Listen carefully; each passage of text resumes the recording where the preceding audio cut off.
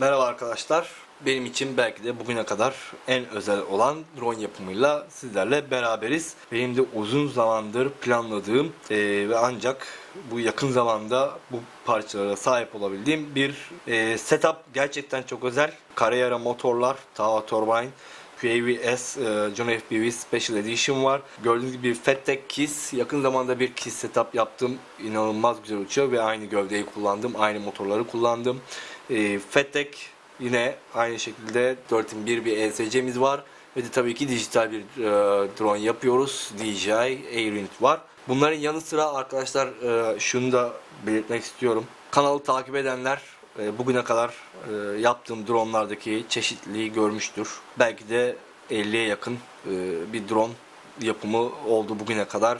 Tamirlerle falan da sayarsak bu yüzleri geçecektir. Her drone yapımı açıkçası ayrı bir zorluk içeriyor. Çünkü birebir aynı cihazı her zaman yapmıyoruz. Yine kanalı takip edenler uzun süredir Mark 4 kullandığımı biliyordur. Birkaç tane, birden fazla Mark 4 drone'um var. Daha önce geçen sene kaybettiğim bir Mark 4'üm de oldu. Evet, o gövdeye artık alıştım. Yani o Mark 4 üzerinde herhangi bir cihaz, ekipman toplayacağım zaman birebir neler yapmam gerektiğini ezbere biliyorum diyebilirim. Zaman içerisinde kendi geliştirdiğim birkaç ufak teknik de oldu. Şimdi John FPV QAV S-Frame'i gerçekten çok kaliteli. Birazdan sizlere göstereceğim. Hatta hazır yapılı olanı da gösterebilirim. Ancak benim için bu tamamen yeni bir gövde, yeni bir tasarım. Gövdenin dizayn unsurlarında bazı açıkçası niye böyle yaptılar diye düşündüğüm konularda olmadı değil. Onu belirteyim. Çok pahalı bir gövde. Normalde bir gövde fiyatının 2 katı kadar bir fiyatı var. $90 yanlış hatırlamıyorsam. Ancak değer mi? Tamamen sizin bütçenizle alakalı. Ben gerçekten artık bir ultimate setup yapmak istedim. Tabii 2 tane yapmak nasip oldu. Çünkü ben her zaman bir cihazın yedeği olması taraftarıyım. Şu ana kadar yaptığım cihazların hemen hemen birçoğu 2 veya 3 adet birbiriyle aynı olan. Çünkü o cihaza bir şey olduğunda diğeriyle kaldığım yerden devam edebileyim istiyorum. Ve de bunun da çoğu zaman çok avantajını yaşadım. Şimdi bu giriş konuşmasından sonra size motorları da biraz göstermek istiyorum. Motorlar da gerçekten çok özel. Evet, yani pahalı motorlar, $35'lık bir fiyatı var. Carrera her zaman bir premium motor markası olmuş. Bunu kesinlikle kabul etmek lazım. Artık onlar o kadar benimsemişler ki direkt kapağı da yerleştirmişler. Şimdi şu Tahoe Turbine'i şöyle biraz yakından bakalım.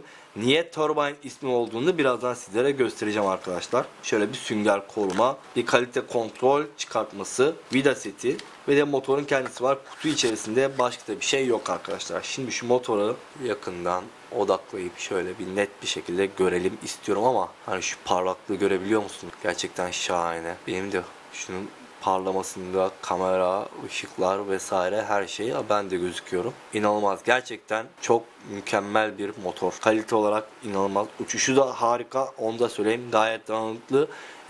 Pazar günü bu cihazın sister ikiziyle uçarken bir görüntü kaybından dolayı orman içine çakıldım ve de orada yaklaşık bir 15-20 saniye motorlar tam gazda çalışmış. Ona rağmen hiçbir sorun yok, yanma yok, ısınma yok denecek kadar az. Onu belirteyim gerçekten. Motorla ilgili özellikle gelecek olursak arkadaşlar, bunlar 2207 ve 1900 kW motorlar 2.7S'e kadar destekli olarak belirtilmiş. Tabii ki biz 6S'te kullanıyor olacağız bu şahane motorları. Şimdi Turbine ismi hemen şu yukarıda gördüğünüz kanat şeklindeki kollardan geliyor arkadaşlar. Bu Carrera'nın iddiası bir soğutma etkisi yaptığına yönelik. Dediğim gibi motor normalde başka bir motorun çoktan yanıp kilitleneceği bir pozisyonda ters düşmüş şekilde, ağaçlara dallara takılmış şekilde yaklaşık bir 30 saniye falan tam gazda çalışmış. Tabi bunu daha drone'u bulduktan sonra videoda görebildim. Ona rağmen hiçbir motorda ısınma, takılma veya herhangi bir hasarlanma belirtisi yok. Yine aynı şekilde gövde gibi $35 değer mi? Bu tamamen arkadaşlar sizin bir drone yapımına ayırmayı planlayacağınız bütçeyle alakalı diyeyim. Şimdi motor bu kadar. gelelim FatTech setup'ımıza. Burada özellikle belirtmek istiyorum arkadaşlar. FatTech kalitesini diğer markaların kalite anlayışlarıyla kıyaslamamak lazım. Çünkü bir Diatona veya başka bir marka Stack ESC aldığında, FC aldığınızda içinden işte bir sürü kablolar, soft mountingler vesaire vesaire böyle aksesuarla doluyor. Ancak FatTech gayet sade bir kutu yaparak ve de uçuş kontrolcüsü paketine sadece uçuş kontrolcüsünün kendisini koyarak burada arkadaş diyor ki benim ürünüm kendisi kalitesi ortada, ben kendi kalitemi ekstra bir şeyler koyarak kanıtlamak veya kalite seviyemi bunlarla arttırmak zorunda değilim. Bunu gerçekten üretim aşamasını üretim aşamasını biliyor olsanız benimle aynı fikirde olurdunuz. Çünkü FatTech kendi mühendisliğini kendisi yapan bir firma. Çin'deki diğer üreticilerin yaptığı gibi birbirinden kopyalayan bir firma değil. Evet, KISS kullanıyor arkadaşlar. KISS FC yazılımını kullanıyor ama bu demek değil ki FatTech birebir bir KISS ürünüdür. Kesinlikle ayrı bir marka. Eğer bu şekilde de bir yanlış düşünce varsa bunu da belirteyim. FatTech sahiplerinden bir tanesi Erhan Bey sağ olsun, kendisiyle uzun süreli görüşmelerimiz oldu. Artık Betaflight'tan çıkıp benim için yeni bir alan olan KISS dünyasına girmek istediğimi ona belirttim. O da bu konuda bana çok güzel destek oldu. Gerek bilgi gerek ekipman anlamında tekrar kendisine teşekkür ediyorum. İleride bu FatTech ile ilgili, KISS setuplarla ilgili deneyimlerimi sizlere aktarıyor olacağım. Çünkü ben de dediğim gibi bu alanda yeniyim. Yeni öğrenmeye başlıyorum. Uçuş tecrübeleri edinmeye başlıyorum. Çok açık söyleyeyim. Betaflight'ta arada gerçek bir fark var arkadaşlar.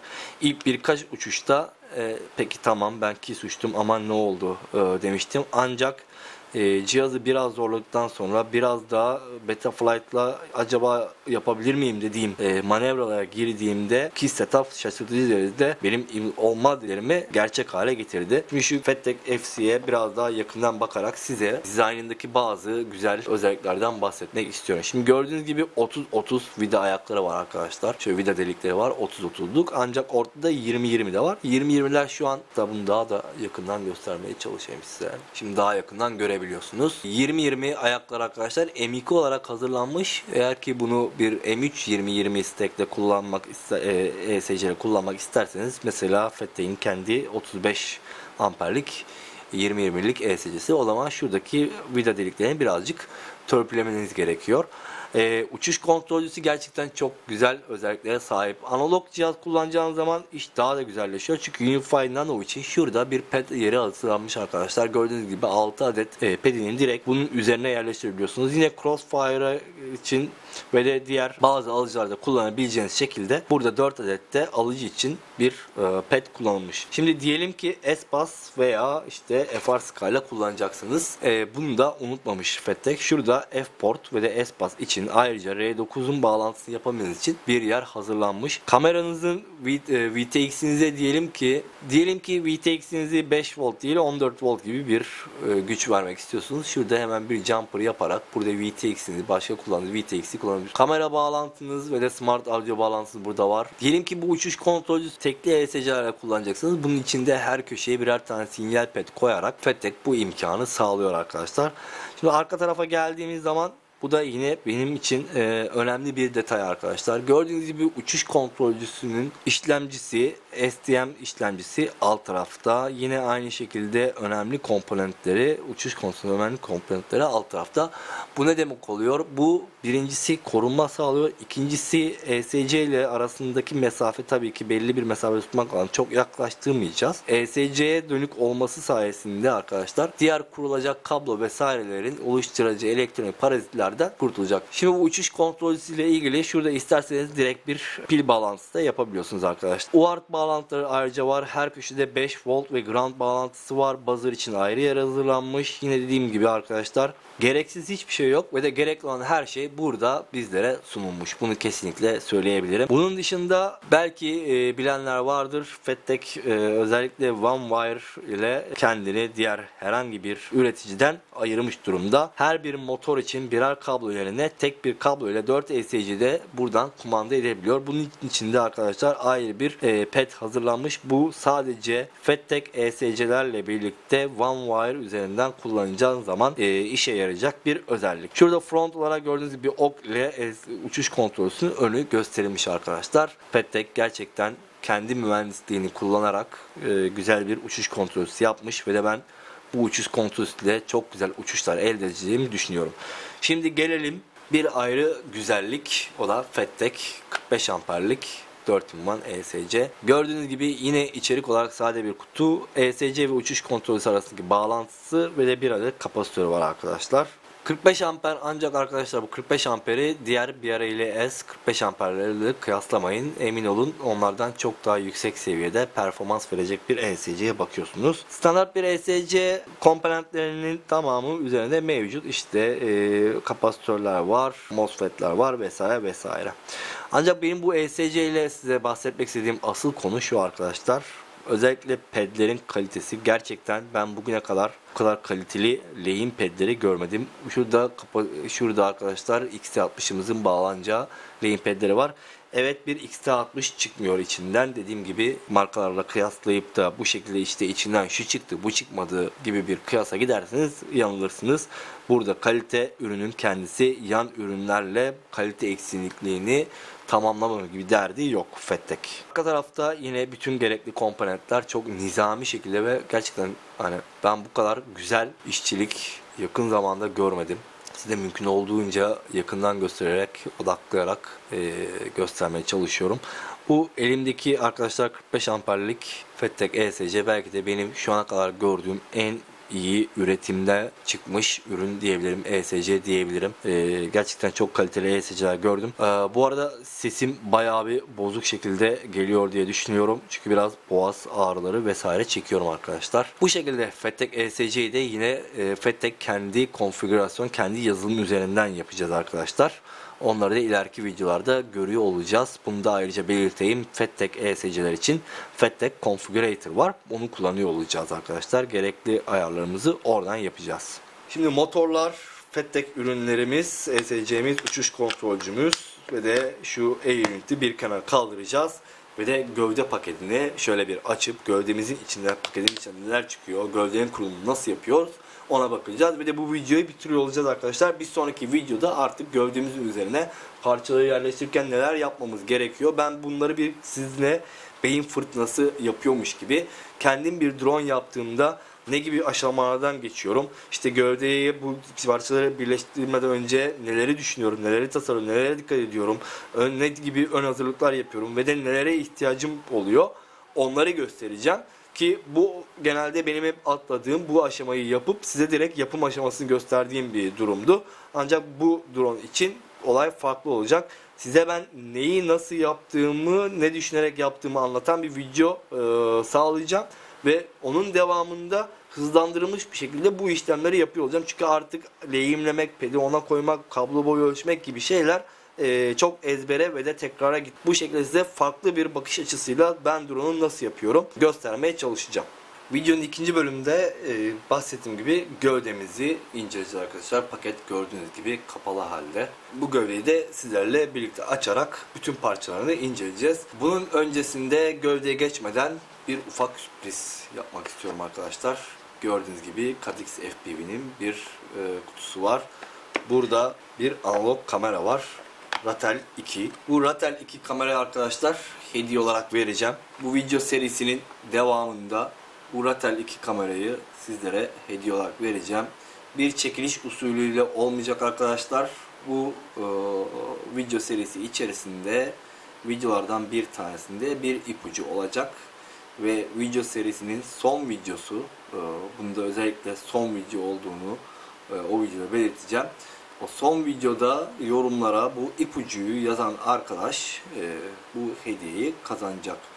Onu da şöyle belirteceğiz. İlk gelen ipucu, yorumlarda ilk belirtilen ipucu sahibi, hediyenin sahibi olacak. Dediğim gibi Cadix'in Ratel 2 kamerası. Cadix'te de yakın zamanda çalışmaya başladık. Bu da onlardan gelen kameradan bir tanesi 2 adet Ratel 2 gelmişti. Bir tanesini ben test amaçlı kullanıyorum. Bir tanesini de sizlere hediye olarak vereceğim. Ratel 2 hediye olacak. Bunu da belirtelim. Şimdi gelelim gövde paketine. Önce şu plastik kaplamasından bir kurtulalım. Luminaire QAVS Special Edition Johnny FPV. Pakette en üstte bizi şöyle bir poşet içerisinde hemen hemen bütün parçaların olduğu, diğer poşetlerin konduğu bir paketleme. Luminaire'in çok kaliteli, inanılmaz kaliteli bir batarya strapı. Bu parçayı gövdenin ilerleyen bölümlerinde, gövdenin montajı esnasında sizlere bahsedeceğim. Kollar arasındaki birleşim parçası, gövdenin alt parçası arasında gelecek parça, gövde altının birinci bölümü, gövde altının ikinci bölümü, gövdenin üstü ve de kollar arkadaşlar gördüğünüz gibi burada. Johnny FPV çıkartmaları var. Şimdi gelelim şu koca paket içerisindeki diğer parçalara. Motor altları için koruma parçaları, bir takım vidalar, aksiyon kameranın yerleştirilmesi için bir sünger ped var. Anten bağlantısı için gövdenin arka tarafına gelecek parça. Yine bol miktarda vidalar var.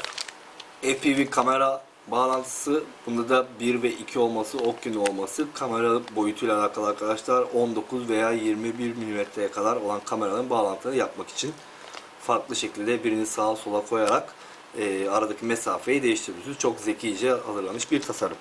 Pil kaydırmaz. Sünger değil arkadaşlar. Onu özellikle belirteyim.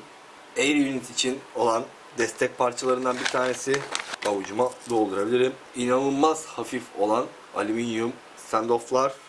Yine bir rubberlar var. Bunlar arkadaşlar özellikle kamera bağlantısı için Air unit destek, Air unit ön desteği ve de gördüğünüz gibi ne bunlar? Küçük küçük bir şeyler. Şimdi bütün parçalar bunlar arkadaşlar. Gövdenin yapımı biraz uğraştırıcı, onu söyleyeyim. Çok düz mantık bir gövde yapımı yok arkadaşlar. O yüzden sizlere anlatarak gövdeyi yapımını yapmayacağım. Çünkü o zaman çok uzun sürecek. Ben şimdi gövdeyi toparlayacağım. Siz de bunu böyle biraz hızlandırılmış şekilde izliyor olacaksınız.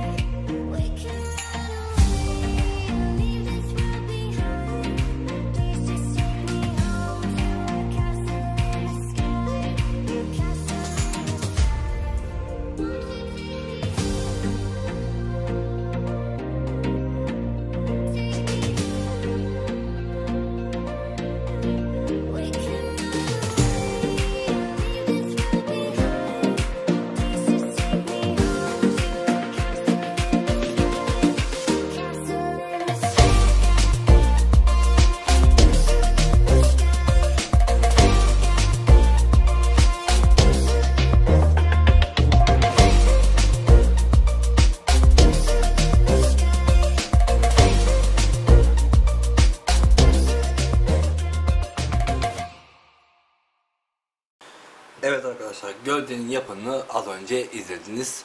Biraz alışagelmişin dışında bir yapımı var. Onu kabul etmek lazım. Ancak çok da zor değil. Şuradaki arada parçalarla çok güzel bir bağlantı sistemi kurmuşlar. Öncelikle gövdenin alt bölümünün üst tarafına stack vidalarını yerleştiriyorsunuz. Daha sonra kolları ve alt bölümünü, en sonunda şu aradaki sıkıştıran parçalar yapıyorsunuz. Bu şekilde kollar kesinlikle oynamayacak hale geliyor. Ben şu an vidaları çok sıkmadığım için halen oynuyor, ancak hazır olan cihazımda kesinlikle oynama yok. Şu arkadaki gördüğünüz yerde anten bağlantılarınızı çok kolay yapabiliyorsunuz arkadaşlar. İsterseniz alıcı antenlerinizi vesaire de. Ama tabii ki bir GPS için veya işte Crossfire bağlamak için bir parça gelmiyor. O da bir eksik. Kamera bağlantısı gördüğünüz gibi çok sağlam bir şekilde. Onu da söyleyeyim arkadaşlar. İsterseniz HD, isterseniz analog için bunların yerlerini değiştirerek aradaki mesafeyi değiştirebiliyorsunuz. Şuradaki 4 tane küçük vida arkadaşlar kamera bağlantısı için geliyor. Şu uzun vidalar, şimdi az önce göstermeye çalıştım. Şu motor altı korumalarını eğer kullanırsanız onun için gönderilmiş ekstradan uzun motor vidaları, yani gövde üreticisi demiş ki arkadaş benim bu gövdemde eğer bu parçayı kullanmak istersen o zaman ben sana böyle uzun vidalar gönderirim. Bunları kullanmak istemiyorsan o zaman şurada zaten kısa vidalarım var, onları kullanırsın demiş. Bir takım ekstra vidalar vesaireler daha var, ancak onları şurada eğer ki arkaya bir 20'lik o 40'lık bir parçalar bir şeyler kullanmak isterseniz geliyor. Şunları ben henüz takmadım. Üçüncüsü nerede? Bir tane daha olacak. Bundan bir tane daha olacak ama nereye koydum bilmiyorum. Bunlar arkadaşlar şöyle şu arkadaki standoff'lara geliyor. İşte alt tarafta şöyle duruyorlar ve de Air Unit bunların üzerine geliyor. Air Unit'in altında alıcıyı koymak için mesela bir yer açılmış oluyor. Hop. Size yapılmışını da göstereyim arkadaşlar. Gördüğünüz gibi bu yine aynı Carrera motorlarım var. En son bayağı bir sert bir düşüş olduğu için pervaneler gidik. Air Unit burada. Air Unit antenlerim şöyle dışarı çıkıyorlar. Aslında şunlardan çıkartmaya çalışmıştım ama o böyle biraz Air Unit antenlerini zorlamam gerekti. Air Unit'in altına şöyle nereden hop şu açıdan gördüğünüz gibi şu süngerler burada. Küçük süngeri de şu üst tarafa şuraya koyabiliyorsunuz. Bu setup'ta ne var? Bu setup'ta yine Carrera motorlarım var. KISS 24 amperlik ESC'lerim var. Bir de KISS FC var arkadaşlar. Bir de Wolf V3 bir PDB kullanıyorum. Öyle. Çok şahane de uçuş var. Onu da belirteyim. Şuraya da işte ben Session 5 kameramı şöyle buraya yerleştiriyorum. Ve de şu şekilde sabitliyorum diyeyim. Ve de hiç de bir sıkıntı yaşamadım. Jello yok. Onu kesinlikle söyleyeyim. Düşme gibi bir şans da yok. Ama tabii ki benim bu kullandığım straplardan kaynaklı arkadaşlar. Bu straplar gerçekten kaliteli. Bu Flywu uzun süredir kullanıyorum. Luminaire'in de yine gönderdiği straplar aynı şekilde çok kaliteli. Kesinlikle bu tipte strap kullanmanızı tavsiye ederim. Drone'un bitmiş hali bu. Gövdemizde bu. Tabii ki bunda arkadaşlar ne olacak? Fettek FC ve Fettek ESC kullanacağız. DJI Air Unit'imiz olacak. Crossfire'ımız olacak.